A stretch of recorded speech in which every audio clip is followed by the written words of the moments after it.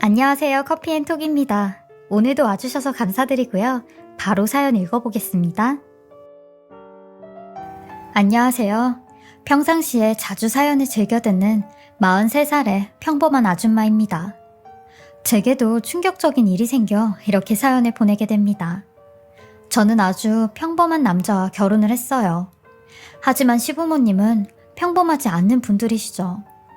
왜냐면 저한텐 시아버님이 두 분이나 계시거든요.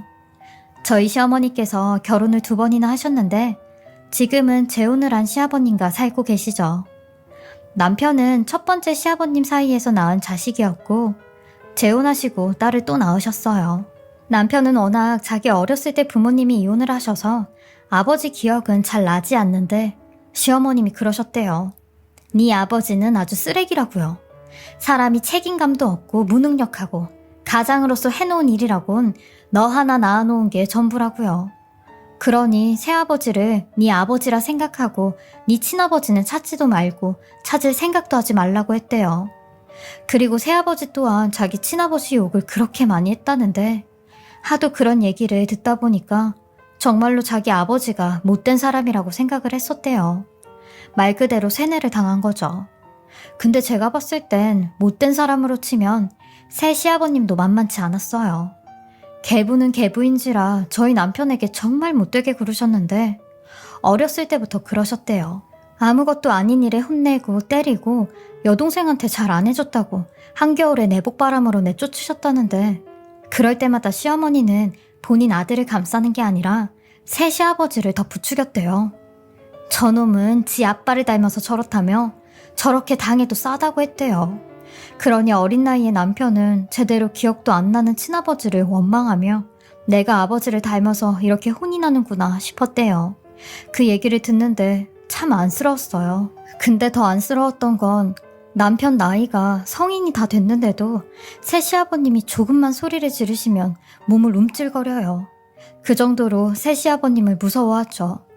그리고 저도 남편과 같은 대우를 받았는데 결혼 전에도 너는 내 진짜 며느리도 아니니까 나도 너를 그냥 이 집 부엌댁이라고 생각할 거다. 만약에 네가 나한테 며느리 대우 받고 싶으면 알아서 납작 엎드리던가. 그럼 내가 쬐끔은 생각해볼게 라고 하셨어요. 정말 웃기지도 않았죠. 아니 누가 본인한테 며느리 노릇 해준다고 합니까? 근데 옆에 있던 시어머니가 너 네 시아버지한테 잘해라. 나는 여태 네 시아버지 같은 사람을 본 적이 없어. 그러니까 내가 지금까지 네 시아버지를 왕처럼 모시지. 안 그래요 여보? 라고 하시는데 뭐 이런 집이 다 있나 싶었어요. 저는 정말 남편 하나만 보고 결혼까지 한 거예요. 근데 결혼식 날 난리가 난 거 있죠. 아니 세상에 저희 남편의 친아버지가 그러니까 저한테 진짜 시아버지죠. 시아버지가 저희 결혼식에 나타나신 겁니다. 신부 대기실에 있는 저를 먼저 찾아오셨고 제게 정수 애비 되는 사람이라고 하시는데 누가 봐도 남편의 아버지였죠. 두 분이 정말 똑같이 닮았거든요. 저는 너무 깜짝 놀라 입을 다물지 못하고 있으니 놀랬냐며 내가 이렇게 찾아온 이유가 여태 우리 정수 크는 모습을 한 번도 보질 못했는데 장가가는 모습이라도 보고 싶어서 이렇게 몰래 온 거라고 하셨죠. 그러면서 내 며느리 되든 사람도 어떻게 생겼는지 얼굴은 알아야 할 것 같아서 온 거예요. 내가 정수 애비 되는 사람이니까 내 얼굴도 잘 기억해줬으면 좋겠어요. 우리 정수랑 결혼하는 거 축하하고 내 며느리 돼줘서 고마워요 라고 하시는데 여태껏 시댁 부모님한테도 들어보지 못한 말을 해주시는데 마음이 울컥했어요. 사실 제가 아버지가 일찍 돌아가셔서 결혼식인 그날도 손잡고 들어갈 아버지가 없었거든요. 근데 시아버님이라는 사람이 어디선가 이렇게 나타나서 이런 축하의 말을 해주시는데 왠지 아빠가 살아서 온 것 같은 기분이 들었죠. 그래서 그 기억이 참 오래갔어요. 시아버님은 아까 들어오는 길에 저희 남편을 살짝 봤는데 아버지 없이도 잘 커준 것 같아 너무 고맙다고 하시며 제게 명함을 한 장 건네주시더라고요. 언제라도 좋으니 내 아들이랑 한번 만났으면 좋겠다고요. 남편한테 직접 주고 싶지만 용기가 안 나서 저한테 주는 거라고 하셨죠. 그렇게 시아버님은 명함만 남기시고 호련히 떠나시는데 신부 대기실을 나가시다가 저희 시어머니를 딱 마주치게 되신 겁니다. 시어머니 그 성격에 시아버님을 보자마자 여기가 어디라고 왔냐며 욕까지 하시고 새 시아버님을 불러 당장 이 인간 쫓아내라고 노발대발 하시는데 그야말로 아수라장이 됐어요. 저희 남편도 맥없이 끌려가는 본인 아버지를 보곤 아연실색 하더라고요. 저는 도대체 무슨 연유로 시아버님이 저런 대우를 받나 싶었어요. 그리고 결혼식이 끝난 후 저는 남편에게 시아버님께서 하신 말을 전해주었어요. 그러니 남편은 그 명함을 받자마자 갈기갈기 찢으며 여태까지 나 몰라라 하며 산 양반이 왜 이제야 나타났대? 왜 이제 내가 보고 싶다고 하는 거냐고. 뭐라도 뜯어내려고 왔나 보지? 라는 말을 하는 겁니다. 저는 그런 남편에게 그렇게는 보이지 않으셨다고, 정말 당신을 보고 싶어 하시는 것 같았다고 했죠. 그리고 많이 그리워하셨던 것 같다고 하니 저한테 버럭 화를 내며 당신은 잘 알지 못하면 가만히 있어. 당신이 뭘 안다고 떠들어? 라고 하는데 괜히 가만히 있는 저한테 불똥이 튀었죠. 저도 그런 남편을 향해 그래, 나도 2번 다시 얘기하나 봐 라며 큰 소리를 쳤어요. 근데 그날 밤 남편이 쓰레기통에서 본인이 찢어놓은 시아버님 명함을 찾고 있는 겁니다. 부스럭대는 소리에 눈을 떠보니 그러고 있더라고요. 어쩌면 남편도 강한 척 할 뿐이지 본인 아버지를 많이 그리워하는구나 싶었어요. 저는 그런 남편을 대신해 남편 모르게 시아버지한테 연락을 했어요. 그러니 시아버님은 너무 고마워하시더라고요.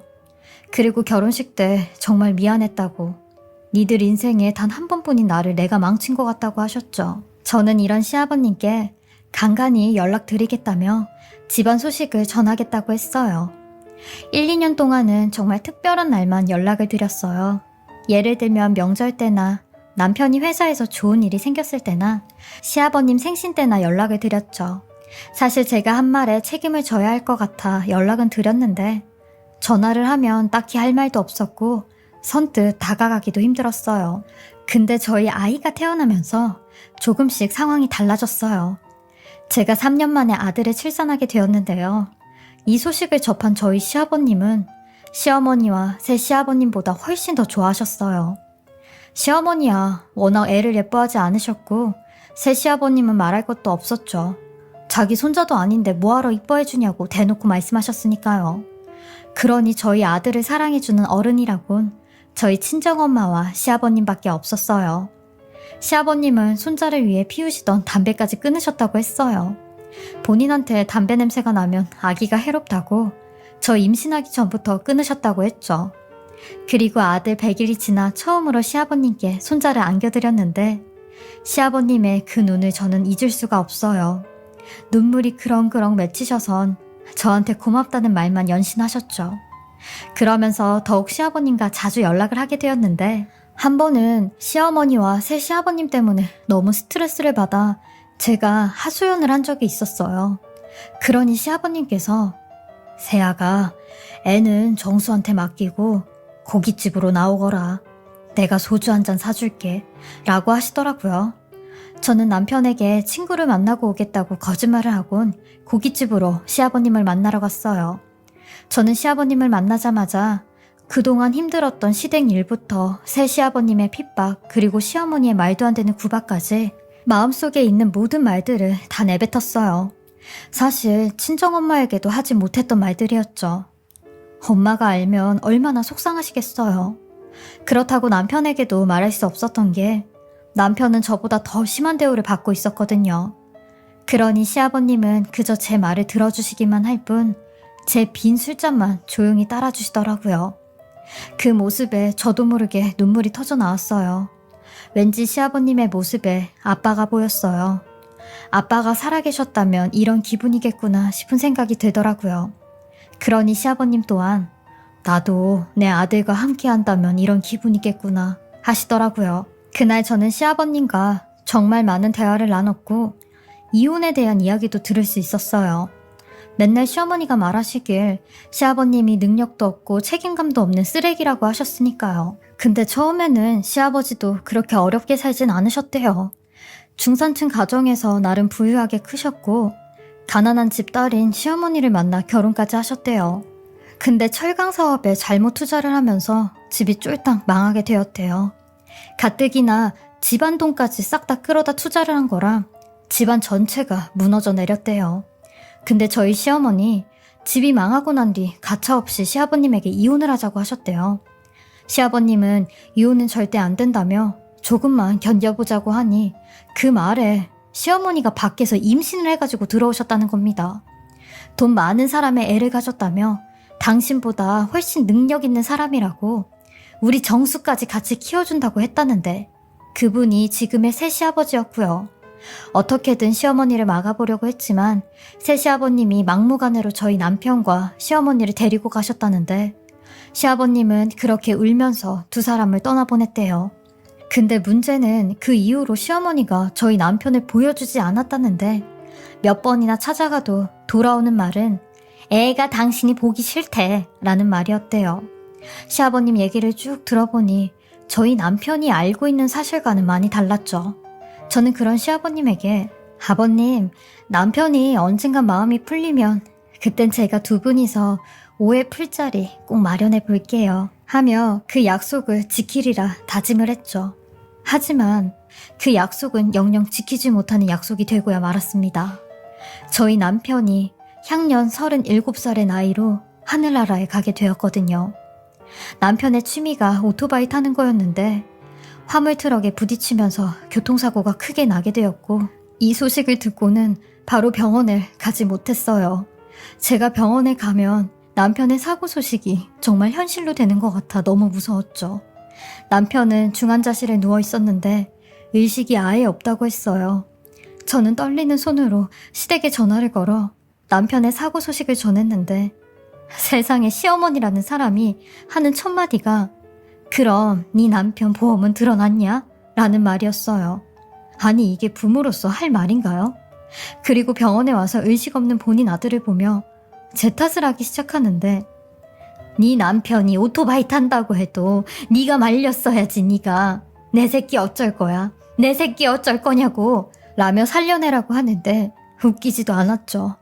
그리고 새 시아버지라는 사람은 남편이 입원해 있을 때 코빼기도 안 보였던 인간이고요. 결국 저희 남편은 보름 동안 혼수 상태로 이 세상에 있다가 본인 아버지가 병원에 다녀간 후 영영 눈을 감았어요.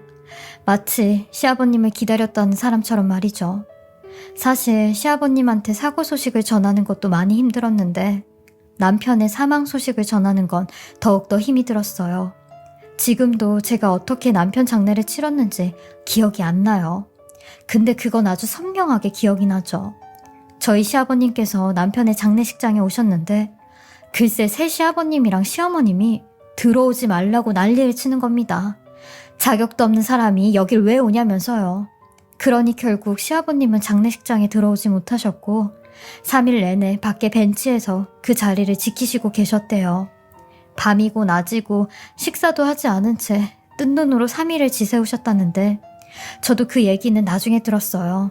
남편을 마음으로부터 보내주게 된 세월이 얼마 안 됐는데요. 그동안 제 옆에서 제일 큰 도움을 주었던 사람이 바로 저희 시아버님이었어요. 시아버님은 제게 정말 많은 것들을 해주셨는데 때로는 제 아버지가 되어주셨고 때로는 보호자가 되어주셨으며 저희 아들의 학부모까지 되어주셨죠. 저도 이런 시아버님에게 진심을 다해 잘해드렸어요. 근데 어느 날부턴가 시아버님이 조금 이상해졌다는 걸 느끼기 시작했어요. 원래 일주일에 2-3번 정도는 전화통화를 하며 안부를 묻곤 했는데 전화를 해도 받지 않으시고 부재중 전화가 찍혀있을 텐데도 연락을 하지 않으셨죠. 그리고 한 달에 한 번씩 저희 아들이랑 다 같이 외식을 하고 나들이도 가곤 했는데 그것도 하지 않으셨어요. 걱정스러운 마음에 집을 찾아간다고 하면 짜증을 내면서 오지 말라고 하셨죠. 심지어 저희 아들이 할아버지 보고 싶다고 문자를 해도 답이 없었다고 했어요. 왠지 느낌에 저를 대놓고 피한다는 생각이 들었습니다. 저 또한 갑자기 변해버린 시아버님의 태도에 당황스럽기만 했고 한순간에 남이 되어버린 것 같았어요. 그렇게 저와 시아버님은 한 1년 동안 연락을 하지 않았죠. 근데 이랬던 시아버님께서 드디어 1년 만에 먼저 연락이 온 겁니다.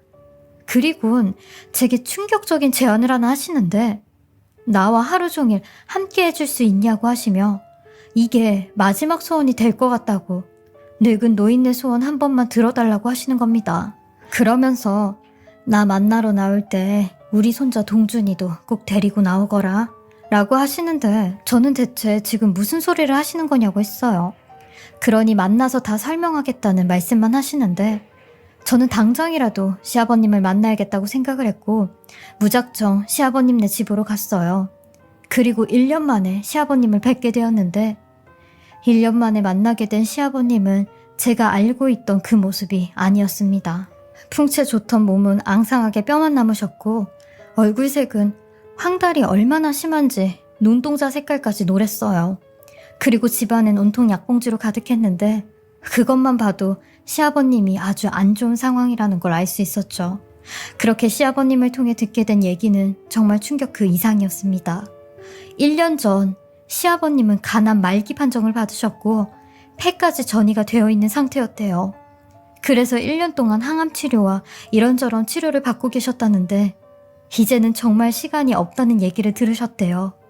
그래서 호스피스 병동으로 가기 전에 마지막으로 저와 저희 아들과 하루 종일 함께 시간을 보내고 싶으셨다는데 그 말을 듣고 정말 오열을 했어요.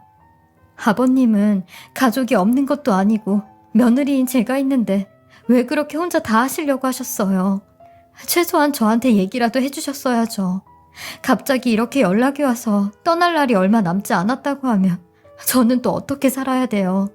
우리 동준이 아빠도 아무런 말도 없이 가버렸는데 아버님도 그러시려고 하셨어요? 라며 엉엉거리고 울었죠. 그러니 그저 저한테 폐를 끼치고 싶지 않았다고 하는 겁니다. 그러면서 미안하다는 말만 연신하시는데 저는 그런 시아버님을 위해 아버님 건강하셨을 때처럼 저희 동준이랑 같이 맛있는 것도 먹으러 가고 나들이도 하고 저녁에는 저랑 같이 삼겹살에 소주 한잔 하러 가요 라며 아버님의 마지막 소원을 함께 해드리겠다고 했어요. 그렇게 저와 아들과 시아버님은 그날 하루가 마지막 날인 것처럼 원 없이 돌아다녔습니다. 아버님은 많이 힘들어 하시면서도 끝까지 저와 아들을 위해 괜찮은 척을 하셨어요. 그리고 친정의 아들을 맡겨놓고 저녁에는 시아버님과 자주 가던 고깃집에 갔죠. 그 고깃집에 가니 처음 시아버님을 만났을 때가 생각이 나더라고요. 매번 제 얘기, 제 투정만 들어주신 시아버님이었는데 오늘은 제가 대신 시아버님의 얘기를 들어드리겠다고 했어요. 그러니 시아버님은 눈물을 꾹꾹 누르시며 얘기를 하시기 시작하는데 첫 마디가 나도 내 아들 따라간다 라는 말씀이셨어요. 그러면서 내 아들하고 함께하지 못했던 시간들 이제 하늘에서 함께할 수 있어서 너무 좋다고 하시는데 그 말에 저도 참았던 눈물이 터져나왔어요. 그러면서 제게 쌈짓돈으로 수표 한 장을 꺼내시며 한 가지만 더 부탁을 하겠다고 하시는 겁니다. 세아가 내가 저 세상 가면 내 상주 좀 해줄 수 있어? 라고 하시는데 건네받은 수표를 보니 2천만 원짜리 수표였어요. 이 돈으로 본인 장례를 치러달라고 하시더라고요.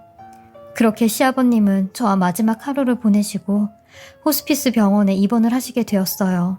그리고 딱 3개월 후 저희 남편이 있는 곳으로 가게 되셨죠. 시아버님의 장례식은 조용하고 잔잔했어요. 직계가족과 친구분들 몇 분만 오셨죠.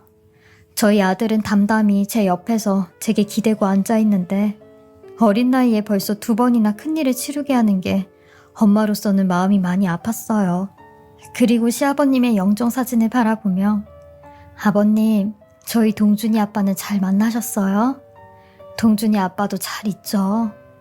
저 여기서 열심히 애랑 잘 살 테니까 하늘에서 저희 2사람 잘 좀 지켜달라고 전해주세요. 동준 아빠 저한테 미안한지 제 꿈에 한 번도 안 나타나거든요. 그러니까 미안해하지 말고 잘 지내고 있으라고 이 말 좀 꼭 전해주세요. 라며 한참을 얘기를 했어요. 그리고 장례 마지막 날 어떤 한 남자분이 오셨는데 제게 시아버님께서 미리 선임해둔 변호사라고 소개를 하시더라고요. 그러면서 시아버님 앞으로 3억이 있으신데 그 돈을 저한테 다 남기고 가셨다는 겁니다. 그래서 그 유언장을 토대로 유언을 집행하겠다고 하는데 이게 시아버님께서 말씀하신 선물이었나 봐요. 그날 저랑 마지막으로 함께 시간을 보내던 날 저한테 조그만 선물을 주고 가신다고 했거든요. 저는 시아버님께서 주신 3억으로 전셋집을 나와 조그만 평수의 집을 하나 얻을 수 있었어요. 매년 2년마다 전세금을 올려줘야 했었는데 시아버님 덕분에 전세금에 3억을 보태 작지만 제 집을 마련할 수 있었어요. 저한테 작은 선물이 아니라 정말 큰 선물이었죠. 비록 지금 제 옆에는 남편도 아버지 같았던 시아버님도 안 계시지만 제 곁에서 있다는 건 가슴으로 느껴져요. 결혼하고 15년 동안 정말 많은 파도가 저를 대차게 치고 지나갔는데 저는 여전히 그 자리에서 잘 버티고 있는 것 같아요. 저처럼 이런 일들을 겪으신 분들도 없을 것 같아 이렇게 사연을 보내게 되었어요. 옛날에는 참 신세한탄도 많이 하고 나는 왜 이렇게 불행하고 인생이 기구하지? 라고 생각했었는데 이제는 이런 생각들을 놓아주려는 연습을 하고 있는 중이에요. 그래야 제가 행복해지고 저희 아들이 행복해질 것 같거든요. 제 이야기를 들어주신 모든 분들도 항상 좋은 생각 많이 하시고 행복하시길 바랄게요. 무더운 여름 잘 이겨내시고 건강하시길 바라겠습니다. 지금까지 커피앤톡이었습니다. 오늘도 제 채널을 봐주셔서 감사합니다. 저는 다음 영상으로 또 찾아뵙겠습니다.